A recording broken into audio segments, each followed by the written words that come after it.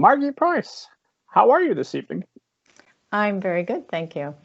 And you? Welcome to the show. I am wonderful. I am thrilled to chat with you. I've been looking forward to it all week. Had it on my calendar. As soon as Sunday night gets here, I'm going to talk with Margi Preus. It's going to be a wonderful time. Good so far.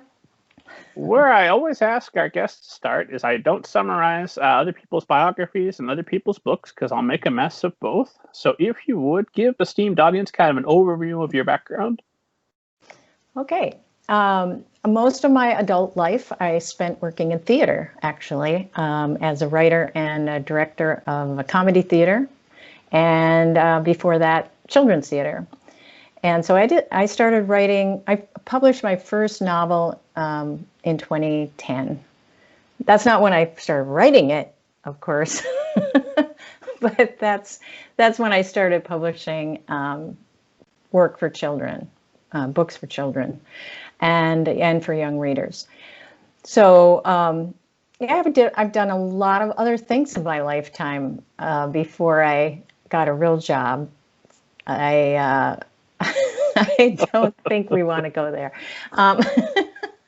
Well, what kind of things were you doing? I'm curious. Well, let's see. I taught swimming and water safety in remote Alaskan villages. I was a model in an art class. I taught dance. I studied dance seriously in my younger years. And I tried breaking horses. Didn't go well. Well, that sounds. I just thought I could. I just thought I could. Why not? I knew nothing about it. I am a master at breaking video game horses. I haven't tried a real one yet. Oh, is there such a thing? I would like to try that. Red Dead Redemption 2 or Zelda Breath of the Wild gets you set right up with all the horse breaking you can stand.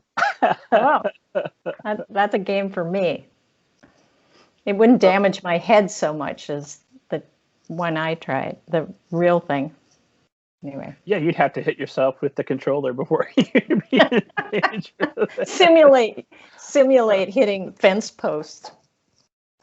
Although the advances they're making in virtual reality, I have no doubt there'll be a get kicked in the head game sooner or later.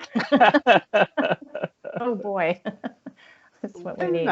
When did it occur to you that you wanted to write?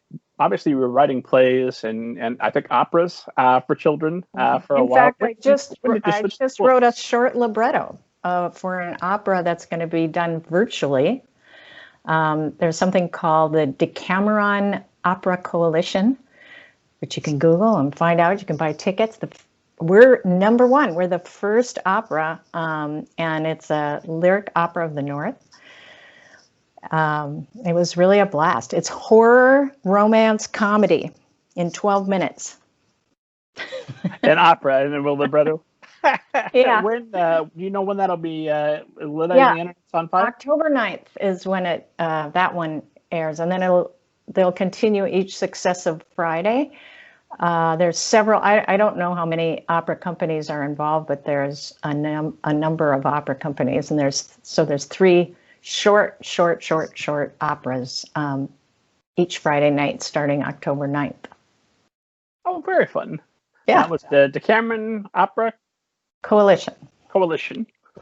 And that'll be available October 9th, esteemed audience. So mark it on your calendar and get ready to have your heart swell with uplifting music about horror, comedy, and romance, you said?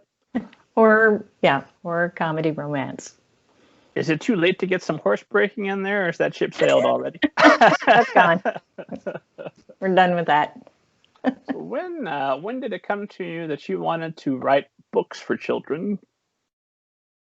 Probably when I had kids. I already had a love of children's literature from taking my favorite course as an undergraduate was children's literature, and then as I mentioned before, I worked in children's theater, and I wrote pieces. We toured around all over northern Minnesota and later Wisconsin, and went to schools and performed these little shows. A lot of them were based on children's books. I'm not going to say what the books were because I don't want anyone coming after me for copyright purposes. But They were all it public read all domain. educational. No need to worry. Yeah. It was a long time ago, too. So I was familiar with what was, well, I had a love of children's literature. And then I had kids. And we read to them, all the time. And that love was kind of reborn and made me want to try my hand at it, writing something myself for kids. Of course, by the time I got published, my kids weren't kids anymore.